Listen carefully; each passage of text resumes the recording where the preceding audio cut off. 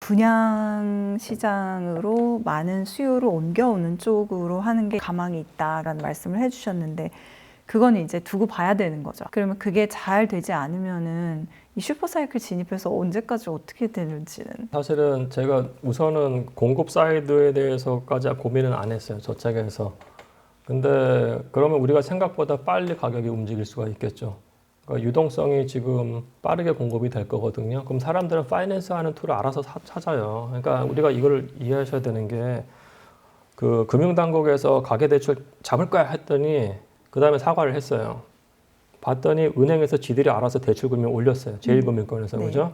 그러면 신문지상 야 이제 올렸으니까 괜찮아질 거라 생각을 했었는데 그건 거대한 착각이었죠. 왜냐하면은 지난달에 보여줬던 것들은 1금융권에서는 저가계대출이 떨어지면은 2금융권에서 가계대출 오른 걸 확인을 했기 때문에 그럼 여기까지 누를 거냐? 그럴 땐 반발이 있을 수밖에 없어요, 사실은요. 슈퍼사이즈가 이제 제가 봤을 때 이제 장기간 상승장의 시작인 것이고 네. 그만큼 얼마만큼 가격이 오르냐에 대해서는 공급 시나리오는 아직은. 계산은 안 했어요. 그거는 정부 정책에 저는 정부 정책이 어느 정도 이제 나올 거라고 생각은 해요. 예. 그러면 약간 감이 좀 잡히는 것 같은데 교수님이 왜 리츠에 관심을 갖기 시작하셨는지도 약간 맥을 같이 하네요. 이런 상황에서는 사실 답이 없으니까 돈을 가진 사람들의 경우는 선택의 문제겠지만 그렇지 않은 사람 생존의 문제로 될 수 있어서 그 사람들을 위해서 교수님이 그 리츠를 고민하시게 된 건가요? 아, 그렇죠. 사실은 이게 10억짜리 주택의 가격이 제가 적정하다고 얘기하지만은 어떤 수반한테 적정하지 않을 수가 있는 게 4억의 현금이 있어야 돼요. 그죠? 근데 본인이 굉장히 좋은 회사에 있는데 부모님으로부터 물려받았던 게 적다고 치자고요. 근데 한 달에 뭐 1,000만 원씩 번다고 해요. 그런 사람이 있을 수 있잖아요. 그분들은 집을 못 사요, 지금. 모아놓은 에쿼티, 자산이 없기 한 때문에. 달에 1,000만 원을 번다 해도 못하죠, 사실은요. 왜냐면 그거를 모으려면은 5년, 6년 있어야 되겠죠, 그분한테. 근데 월소득이 그렇게 높은 사람들은 주택을 살 수 있는 기회가 주어지는 게 맞아요. 물론 이 부분은 이제 LTV까지 말씀드리는 거니까 좀 그런데. 그래서 제가 제시한 건 뭐냐면은 이게 두 가지 측면인데요. 첫 번째는 정책부터 말씀을 드리면은 대략적으로 계산을 했을 때 서울에서 10억짜리 주택이라고 하면은 이제 뭐 주택도시기금이라든지 다른 데서 에쿼티를 조금 내고요. 자산 투자 조금 하고 한 80% 정도를 우리가 이 데파이낸스를 하는데 그 은행 대출을 일으키는데 네. 이거는 위치에다가 일으키는 거죠. 거기서도 이제 주택도시기금이 좀 들어가요. 그럼 약간 저리로. 그러면 1억 정도를 넣었을 때 10억짜리 주택에서 본인이 한 1억 정도가 들어간다고 했을 때 대략 250만 원 정도 월세를 지불하면 되겠더라고요. 상품을 설계를 하면은. 그러면은 이 1억이라는 돈이 우리나라에서는 이 보증금이잖아요. 네. 근데 그 보증금을 출자금으로 전환시키는 거예요. 그러면은 그 위치에 1억 보증금을 내는 게 아니고 위치에 1억을 투자를 하는 거예요. 에쿼티로. 그러면 이제 이 사람은 리츠란 주식회사, 리츠는 그냥 주식회사예요. 부동산 주식회사. 어렵게 생각하시면 안 실제로 되고. 주식에서도 거래가 되고 있잖아요. 아, 그럼요. 그쵸, 예, 리츠? 거래가 되고 있죠. 이 리츠란 주식회사에다가 출자를 한 것이고 그 리츠가 딱 그 언더라인 에셋으로 아파트를 갖고 있다고 했을 때 그 사람은 투자자이면서 그 주택의 거주자가 되는 거고요. 그리고 사실 임차인이에요. 리츠가 건물을 소유하고 있기 때문에 네. 이 사람은 법률상 무주택자인 임차인이에요. 임차인이 돈을 리츠에다가 내요. 그리고 이 돈이 많으면은 같은 거죠. 가게와 임차인이 같은데 이 사람한테 배당을 줄 수도 있어요. 그렇게 되면 임대료도 좀 낮출 거고 이 사람이 5년 있다가 리츠 주식을 팔고 나간다고 했을 때는 주주기 때문에 자본 차익도 구할 수가 있어요. 그러니까 투자하면서 거주하고 토지를 간접적으로 소유하고 자본 축적의 기회가 열리는 거예요.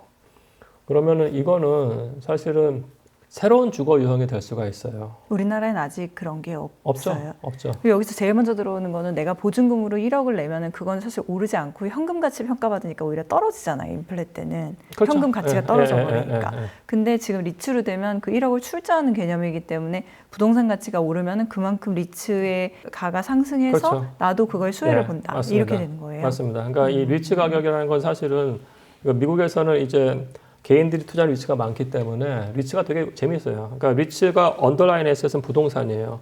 그럼 부동산의 가치의 합이 위치 가격하고 같아야 되는 게 이론상이죠. 근데 얘가 주식시장에 상장돼 있기 때문에 금융시장 임팩트를 받아요, 얘가. 아, 네. 그래서 상승장일 때는 이 언더라인 에셋 플러스 썸띵이 같이 가는 거예요.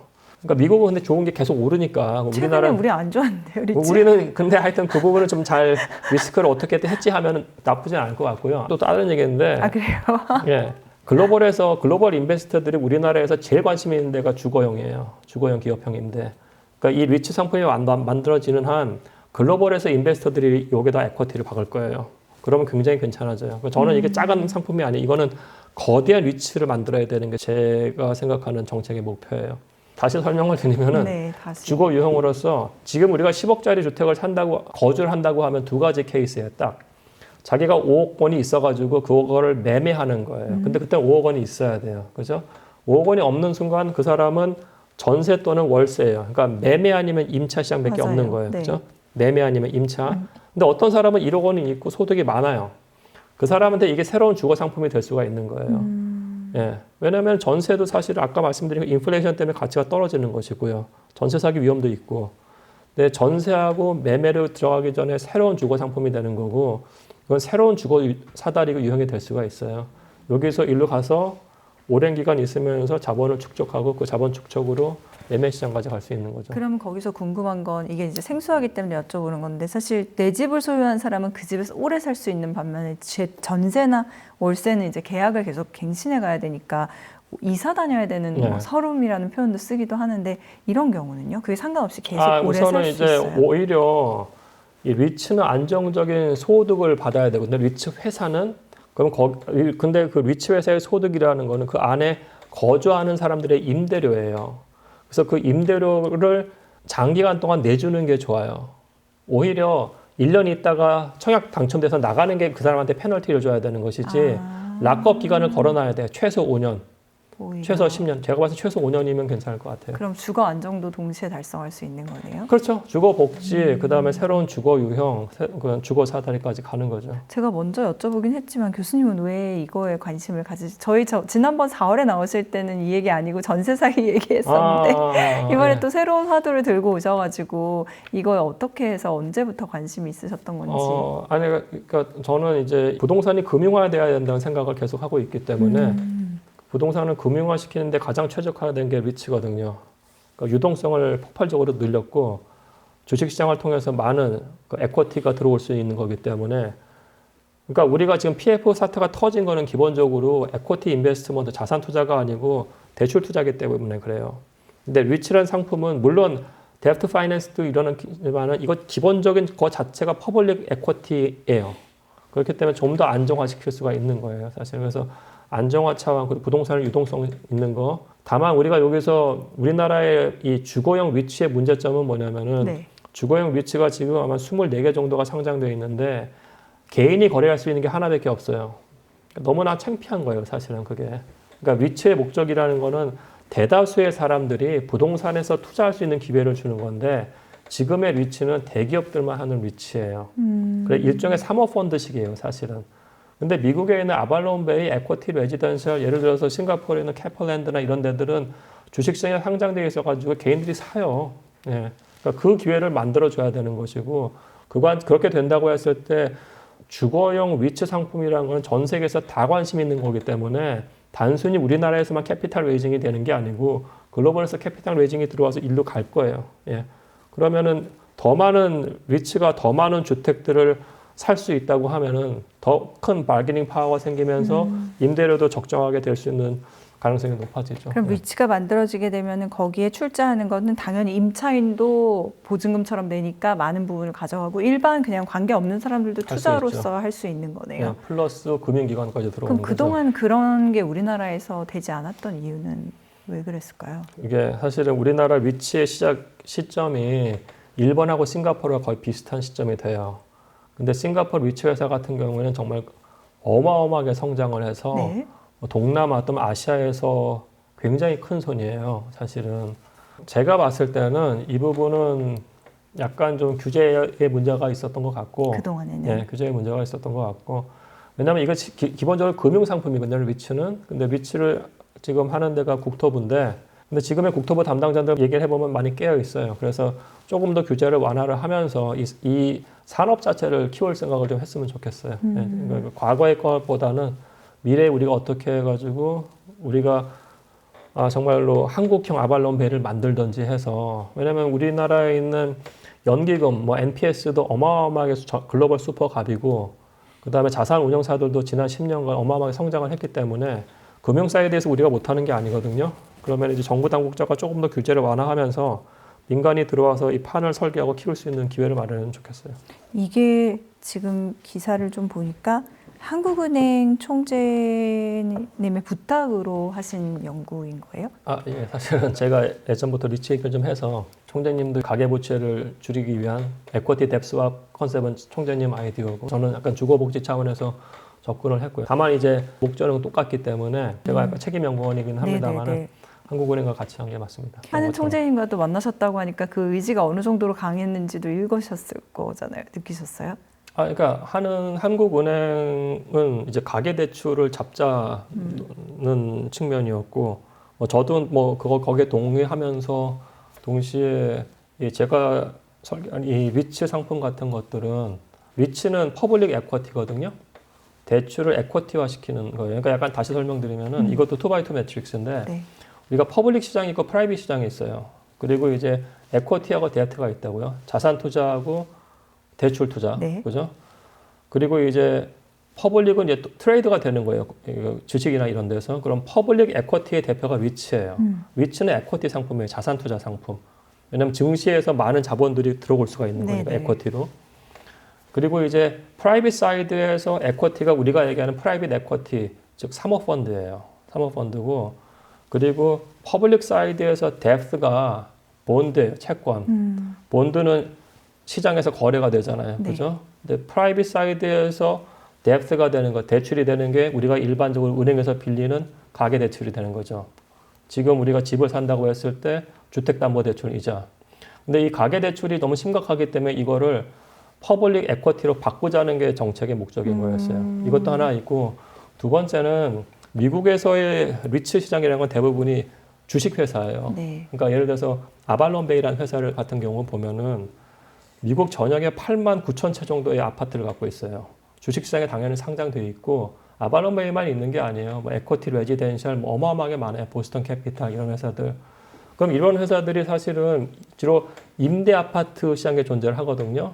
교수님을 모시면은 저희는 이제 서울대 교수이자 하버드 박사인 교수님을 모시고 항상 부동산 어떻게 될 것 같아 이것만 여쭤보러 만나면 항상 교수님께서 뭔가 이렇게 사회에 생각할 거리를 던져주셔서, 지난번에는 전세 사기에 정말 굉장히 큰 목소리를 내주셨고, 이번에 또 생각지 않게 이제 한국형 뉴 리츠 정책 제안에 대한 이야기를 들어봤거든요.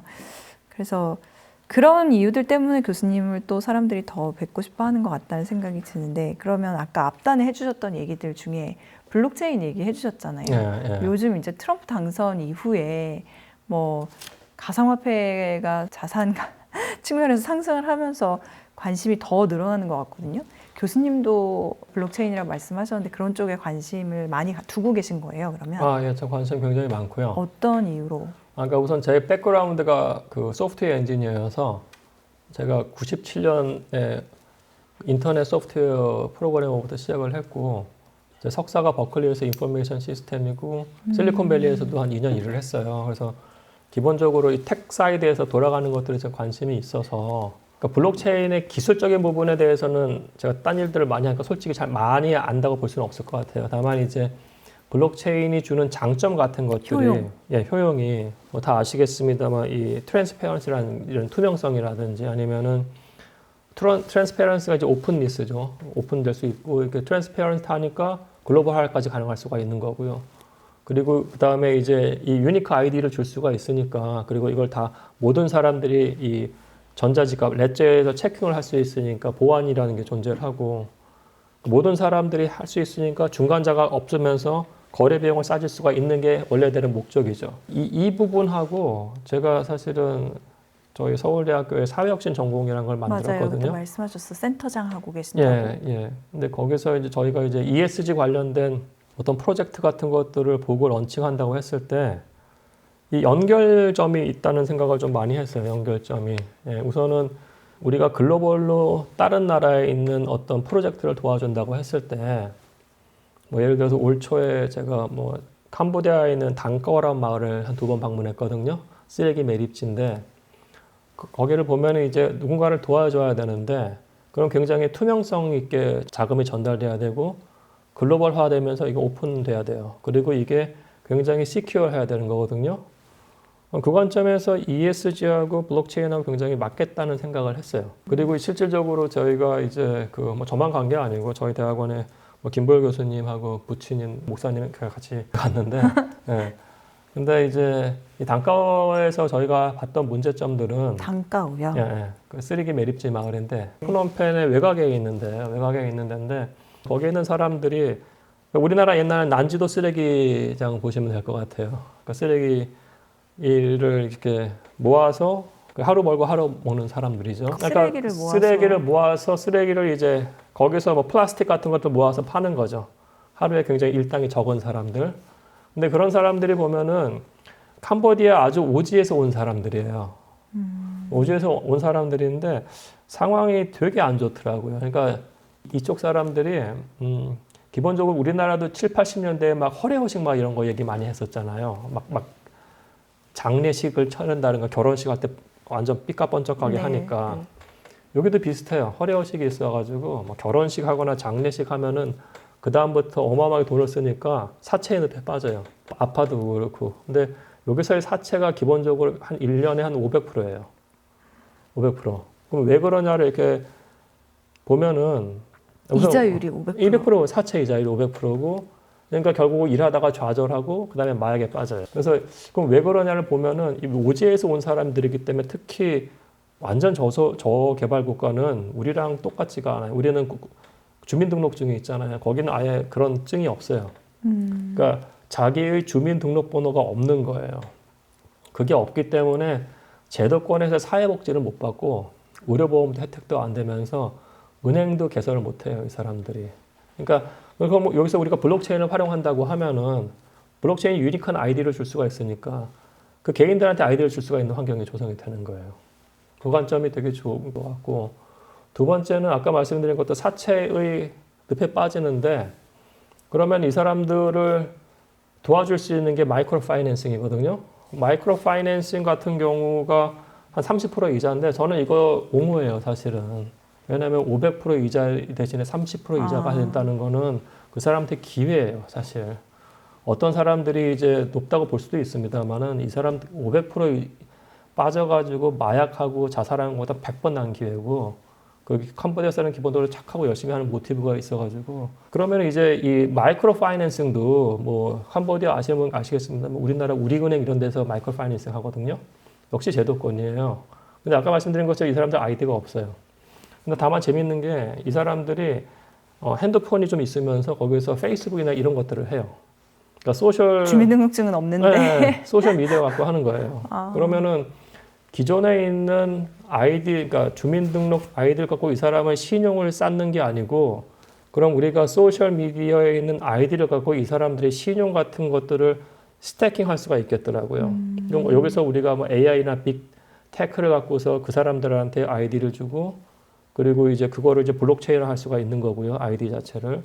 그리고 신용 정보를 또 트래킹하는 것도 체인화할 수도 있다고 했을 때. 그러니까 이 단카오에 있는 쓰레기 매립지 마을의 문제를 블록체인과 결합시켜가지고 최소한 풀 수 있는 기본 환경을 마련해 줄 수 있겠다는 생각이 들었어요. 그게 마이크로 파이낸싱에서 막 사채 이자를 500씩 내야 되는 그거는 막아줄 수 있으니까. 그렇죠. 그리고 이제 아이디, 그러니까 글로벌 시티즌십 아이디 주는 것도 그거고, 그 다음에 이제 크레딧 레이팅 하는 거 하고, 그거 자체를 또 블록체인화 하는 거. 예. 그러니까 사실 사람들이 아직도 블록체인에 대한 개념을 알기도 전에 가상화폐를 먼저 이제 투자의 수단으로 접근하고 그 다음에 블록체인이 뭔지를 알다가 너무 어려워서 포기하고 그런 경우가 많아서 저는 이제 교수님을 통해서 도대체 블록체인이 뭔데 좀 더 그 기본적인 설명을 좀 들어보고 싶었던 거고 이렇게 가상화폐에 관심이 많아질 때 뭔지 좀 알고 싶어서 이 질문을 드렸던 것도 있는데 생각보다 되게 선한 쪽으로 그러면 그 지금 말씀하신 그런 것들이 저희들이 얘기한 투자의 관점하고는 어떤 연결점이 있을 수 있어요? 그러니까 지금 사실 뭐 블록체인 프로젝트라고 해서 많이 이슈되는 것들을 보면은 뭐 다 기술적인 거거든요. 근데 현실의 어떤 그러니까 이거는 사실 굉장히 영리와 비영리의 경계에 있는 거고요. 예? 사실 이게 영리가 될 수도 있어요. 제가 봤을 때 나중에는.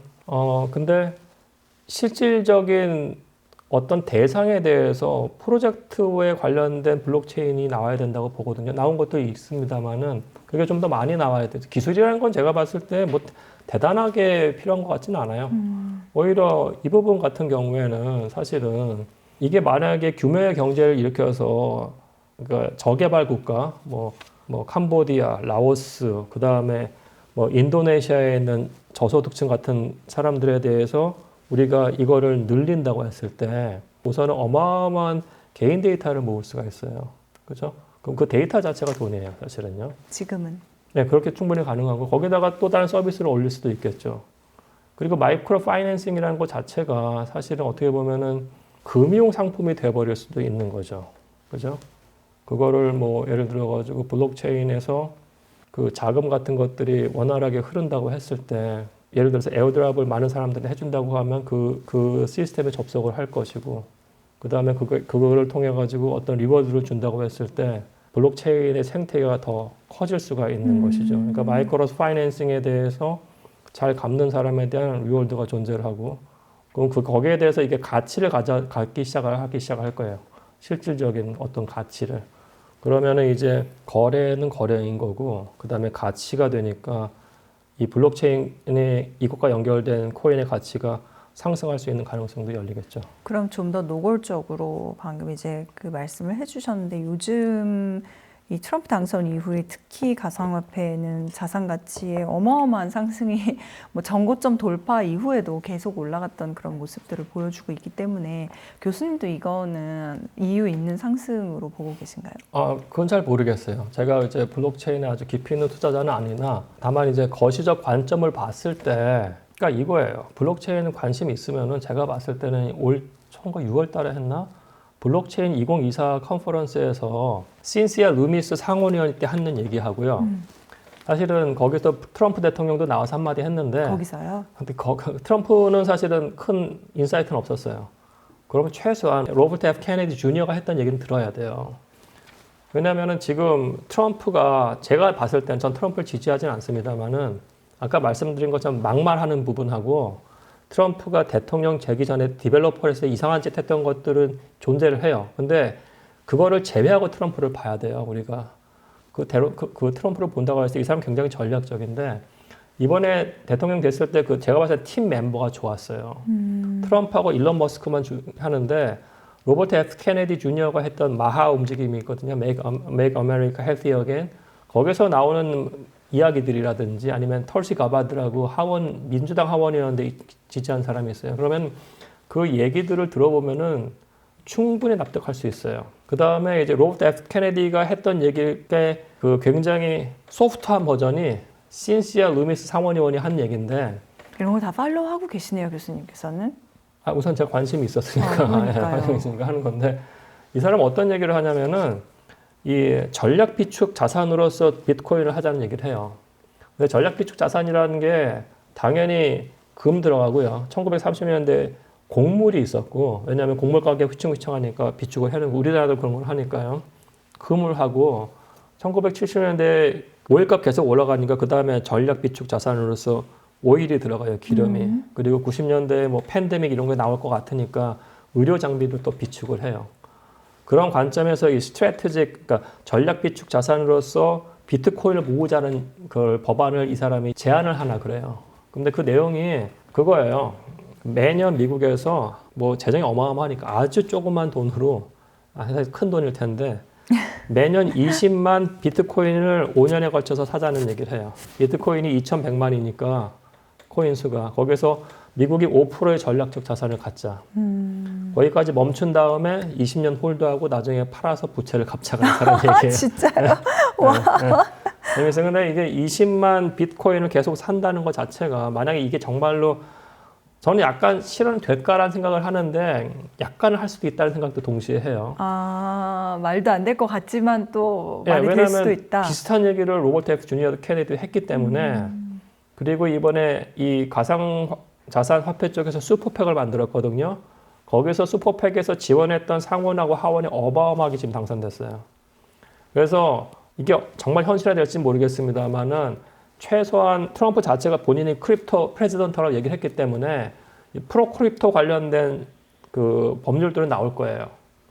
예를 들어서 민주당에 있을 때 지금 SEC 갠슬러 굉장히 이 크립토 사이드에 대해서 규제를 강화했었잖아요. 사실은 뭐 지금 하는 얘기가 우선 게리 갠슬러부터 자른다는 얘기를 하고 있으니까 그게 어떻게 될지 모르겠어요. 그럼에도 불구하고 이 관련된 이야기들이 만약에 현실화된다고 하면은 미국이 전략 자산을 비추고 시작하면은 다른 나라들도 따라하기 시작을 할 거라고요. 그러면은 비트코인이라는 거에 장기적인 수요 공급에서 어떻게 보면은 수요가 더 몰릴 가능성은 있는 거죠. 예. 근데 그건 제 생각하는 장기적인 시나리오인 거고 여기서 물론 이제 공격받을 지점들은 많죠. 과연 전략 자산을 할 것인가부터 해서. 여전히 봐야 되고 넘어야 될 산은 많지만 그렇게 될 가능성도 아예 무시할 수는 없는 상황까지 저는 왔다. 무시를 할 수 없다고 봐요. 지난번 나오셨을 때는 갭 투자일 수밖에 없다라고 이제 말씀을 해주셨단 말이죠. 전세라는 게 기본적으로 이 물량과의 싸움이거든요. 그러면 계속 꿈틀댈 가능성은 상당히 높아요. 그러면은 전세 가격이 상승한다고 했을 때 지금 매매가 올라가는 비중이 굉장히 늘어나고 있어요. 즉 임차에서 매매를 전환 전세 가격이 높아지니까 아예 이 가격에 매매를 간다. 지방의 부동산을 가진 사람들은 인구를 우리가 수요라고 본다고 하면은 우리나라에 있는 광역시 중에서 인구가 느는 데는 경기도하고 인천밖에 없어요. 또 다른 수요라고 할 수 있는 게 소득인데 기타 광역시가 서울만큼 소득이 느는 모멘텀을 갖고 있냐 그건 의심스럽게 봐야 되는 거죠. 그다음에 공급 사이드에서 봤을 때 지금 미분양 해결을 못했어요 다. 그러면은 서울과 비서울은 다른 시장인 거예요. 사실 서울이 어떤 도시로서의 매력도와 연결되는 것이고 서울은 충분히 도시로서의 매력도가 엄청나다고 서울만한 아시아 도시가 없다. 없어요. 그 안에서 어마어마한 그 도시 패브릭이 다 다르다고요.